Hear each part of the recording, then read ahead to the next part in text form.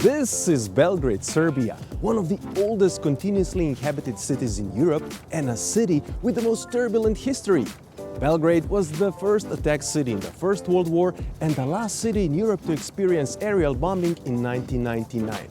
It sits at the junction of two major European rivers, Sava and Danube, and with its rich history, beauty, interesting communist architecture and amazing atmosphere, it is one of the most interesting places on the Balkans. This was the capital of Yugoslavia and is now the capital of Serbia. Hi guys, my name is Rok and I spent last 9 years traveling around Europe as a tour guide, and I can't wait to show you things to do in Belgrade, Serbia. Belgrade doesn't have many charming and inspiring old squares, but this is its most popular and busiest square. It's an interesting mishmash of different architectural styles that reflects dynamic past of the city. Originally, this square was designed in the mid-1800s and it's surrounded by important historic buildings like the National Museum and the National Theatre. On the other hand, many surrounding buildings were built also in the communist era and from today's perspective aren't very inspiring but are still interesting. This square serves as a central business area and a transport hub with over 20 bus lines. That is why this is one of the main meeting points in the city. Citizens of Belgrade meet up at the grand statue of a man on a horse, simply called At Horse or Kod Konja. The statue is dedicated to Knez Mihailo, who was the Prince of Serbia in the 1800s. Knez Mihailo was a great Serbian reformer that advocated the idea of Balkan Federation against the Ottoman Empire. The statue was erected in honor of his most important political achievement of forcing out the Ottomans in the mid-1800s and the liberation of several cities from Ottoman rule. The names of the cities are carved on the place around the monument.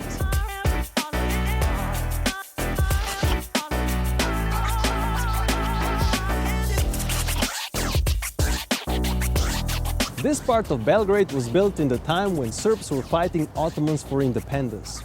Ottomans controlled Kalemegdan Fortress and Serbs built this neighborhood just outside the citadel walls. It is full of small cafes, natural cobblestone streets, gardens and old buildings.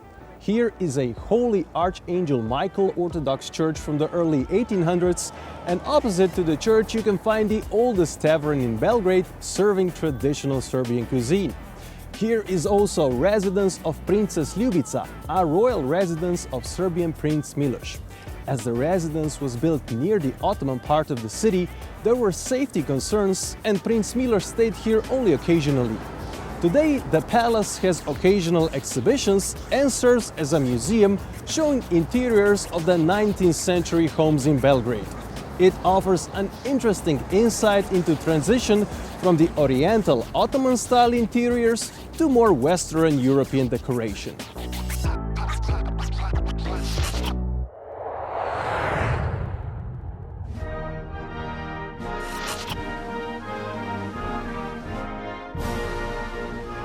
Yugoslavia was a state on the Balkans that existed from 1918 till 2006, and Belgrade was its capital city.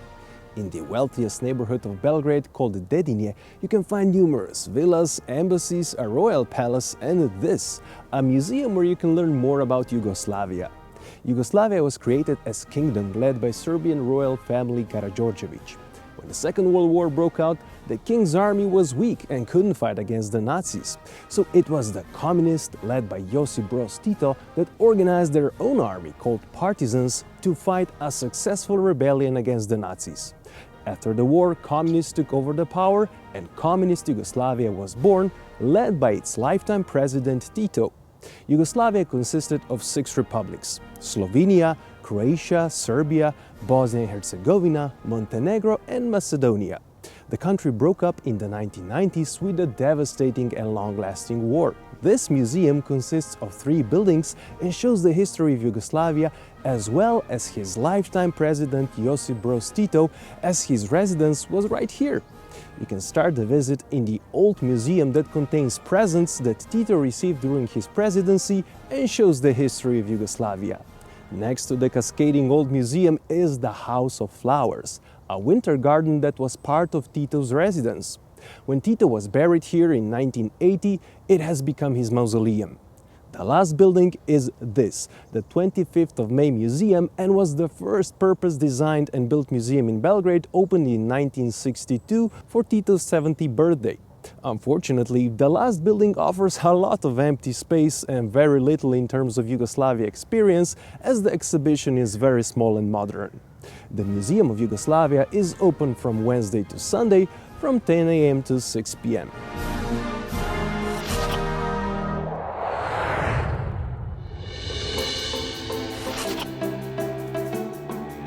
This popular neighborhood has cobblestone streets, 19th century architecture and numerous old taverns that preserve the old soul of the city. This was the gathering point for poets and artists in the late 19th and early 20th century. The neighborhood was developed in the abandoned trenches in front of the city walls settled by the gypsies. The soul of this bohemian neighborhood is its picturesque and vintage Skadarlija street. The short pedestrian street is full of restaurants decorated with flowers. During the day, area offers a pleasant walk, and in the evening, this bohemian atmosphere attracts a lot of people.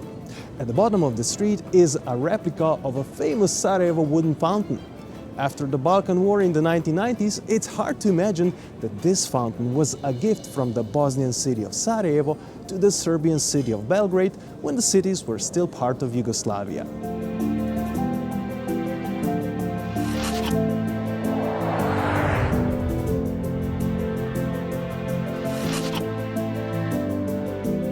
World-famous Serbian engineer and inventor Nikola Tesla spent most of his life in the United States.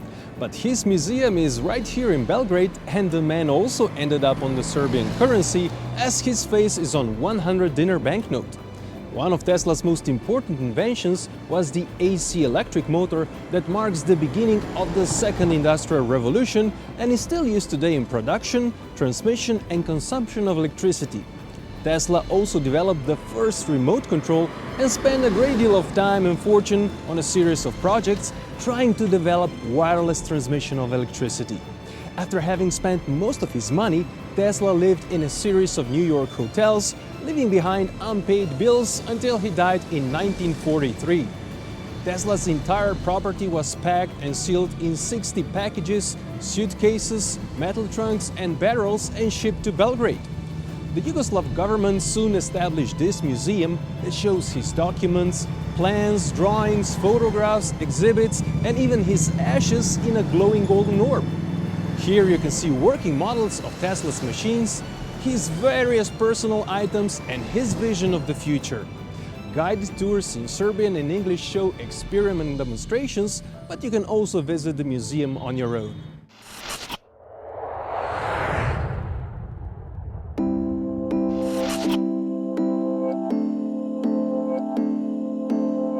This is one of the most beautiful city islands in Europe, called Ada Cinganlija, or simply Ada. This river island with forest has been artificially turned into a peninsula, and part of the river has become a lake known as Belgrade Sea. During hot summer days, people come here to cool down, swim and have fun, as Ada is famous for its beaches. In summer you should definitely bring sunscreen and a bathing suit and get ready to meet a lot of people, as these beaches get packed.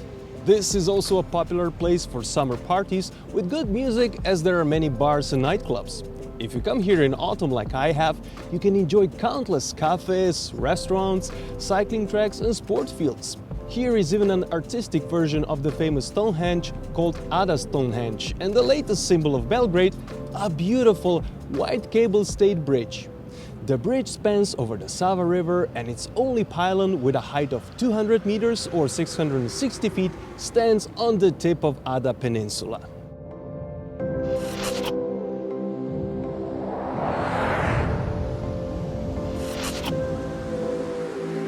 There is no way you can avoid a nice stroll along the river in Belgrade. This waterfront promenade along the Sava River stretches for about 1.8 kilometers or 1.1 miles and leads all the way to the confluence of Sava and Danube. Here is a bicycle trail, many restaurants and bars, sports areas, Gallery of Belgrade on the water, and even an amphitheater. The promenade is decorated with artwork and represents a new tourist attraction of the city. One of the most popular places along the way is Betonhala, where you can find several restaurants and clubs overlooking the confluence. Both rivers are full of permanently parked barges and boats that serves as a floating restaurants, bars or nightclubs. Some are open year-round, but many only do business in summer when the river provides a nice cool climate. If you're planning to experience the most famous nightlife on the Balkans, be prepared to board these barges.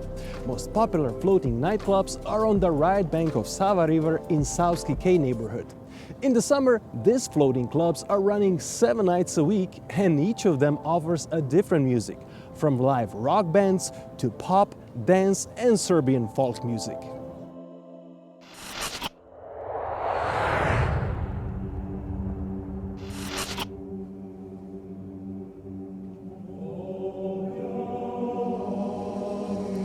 This is the largest Orthodox church in Serbia, one of the largest Eastern Orthodox churches in the world, and a landmark of Belgrade.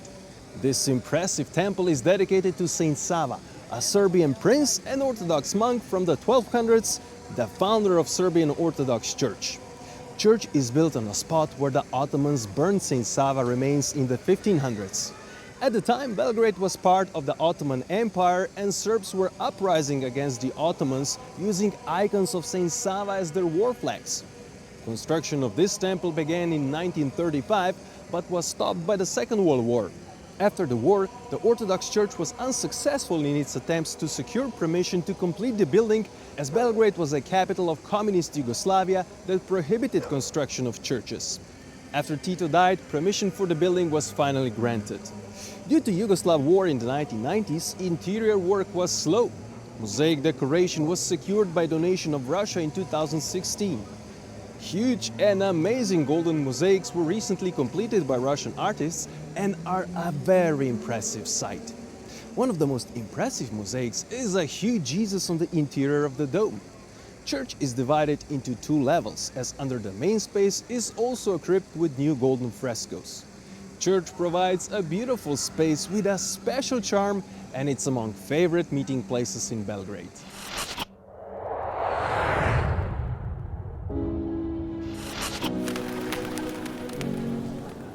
This is the main pedestrian shopping street, and it is considered to be one of the most beautiful pedestrian streets in Southeast Europe. It is about 1 kilometer or 0.6 miles long and runs between Republic Square and Kalemegdan Park. It is surrounded by beautiful architecture, as the elegant houses were built in the mid-1800s by wealthy families. At the time, Belgrade experienced big development as the Ottomans left and the city became the capital of Serbia. Now this charming street is the place to shop, as it has also one of the biggest and most popular shopping malls in the city. Street is also full of world-famous brands as well as stores from local designers, and most shops are open from morning until late evening. Here are also restaurants and Belgrade's favorite cafes where many people spend their days sipping coffee and socialize. This charming street is always busy and full of life.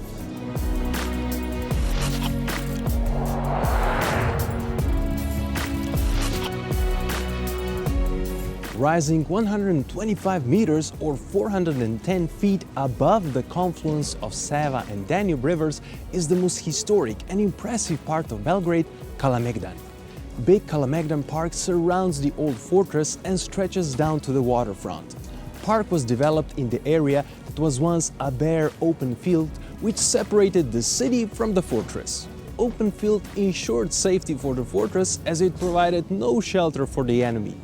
The field was also used by the Ottomans as a training ground and the gathering point for the Ottoman army before the battles. The field also separated the Ottoman and Serbian parts of Belgrade.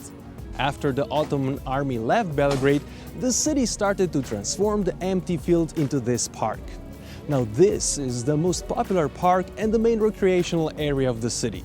Here are numerous walking paths, tennis and basketball courts, shaded benches, picturesque fountains, statues, historical architecture and scenic river views. Here are also 2 hidden gems right behind the fortress walls. First is Little Rose Church, Serbian Orthodox church that was once used to store gunpowder. It has two chandeliers made entirely of spent bullet casing, swords and cannon parts. Right underneath is a second gem, St. Petka's Chapel, that was erected on the site of miraculous freshwater spring. This strategic lookout point above the confluence of the Sava and Danube offers the most beautiful views. From here you'll get the best view of the river confluence. No wonder that for centuries here stands a mighty fortress that has been controlling the area and has seen many battles, as its citadel was destroyed more than 40 times. Due to frequent military events spanning over the centuries, Belgrade existed only within the walls of this fortress. The fortress has stood here since the Roman times, as in the 1st century Romans built a military camp to stop frequent barbarian attacks. Many empires followed, but most of the fortress we see today is the result of Austrian and Ottoman reconstructions. In the 1500s, Ottomans captured the city. After 2 centuries of Ottoman rule, Austrians conquered Belgrade and began constructing a modern fortress. In the following decades, Austrians and Ottomans changed hands several times, and in 1700s, Austrians built new ramparts with bastions, and Belgrade Fortress had become one of the strongest military strongholds in Europe. However, due to political reasons, Ottomans retook the city without a fight. When in 1867 Ottomans finally left, the fortress lost its significance as military stronghold and became the symbol of the city. Behind the mighty walls, most of the fortress is a park and there are only few buildings. One of them is a military museum, very appropriate considering long and violent history of this fortress. You can visit a Roman well, a clock tower and a lookout point with a statue of the victor. The entire walk along the walls facing the river offers amazing views. Kalemegdan is the most popular place for visitors in Belgrade, and the best part is there is no admission. As I've showed you, Belgrade is lively, friendly and beautiful European capital city with an amazing heritage and endless variety of unique experiences. That is why I've also prepared a list of my favorite Belgrade tours in the description below. But one of the most important daily experiences for Serbs is to sit down and enjoy a meal.